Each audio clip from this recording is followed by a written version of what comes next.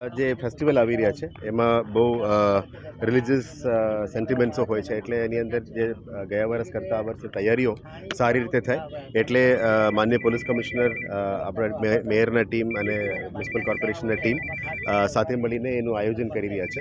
આ વખતે વીએમસી તરફથી અને સિટી પોલીસ તરફથી એક સંયુક્ત આયોજન પબ્લિકને સુવિધા સારી રીતે મળે એ બાબતનું આયોજન કરવામાં આવ્યું છે.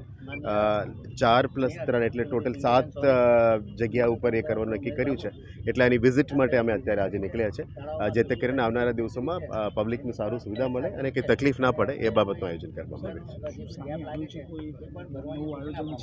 નવું આયોજનમાં અમે કે એસઓપી પણ બનાવી રહ્યા છે કે કેવી રીતે, કારણ કે 12 વાગ્યા સુધીથી ચાલુ થઈ જાય છે. એટલે આપ જોઈ શકો છો કે તળાવ, આર્ટિફિશિયલ તળાવ બનાવવામાં આવી છે, જે કલશ પણ રાખવામાં આવી છે.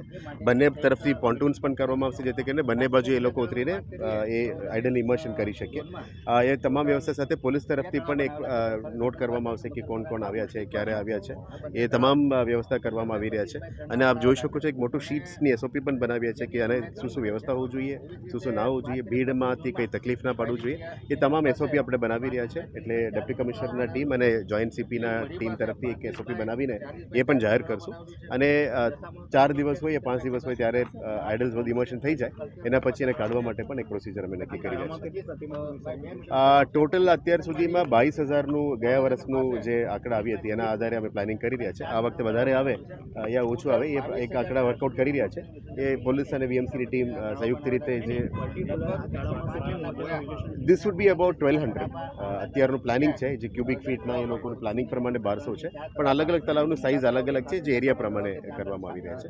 અત્યારે અમે તરસાલી અને દશામાનું પણ વિઝિટ કરવાના. Thank you. ટોટલ 7 તળાવ છે. Thank you.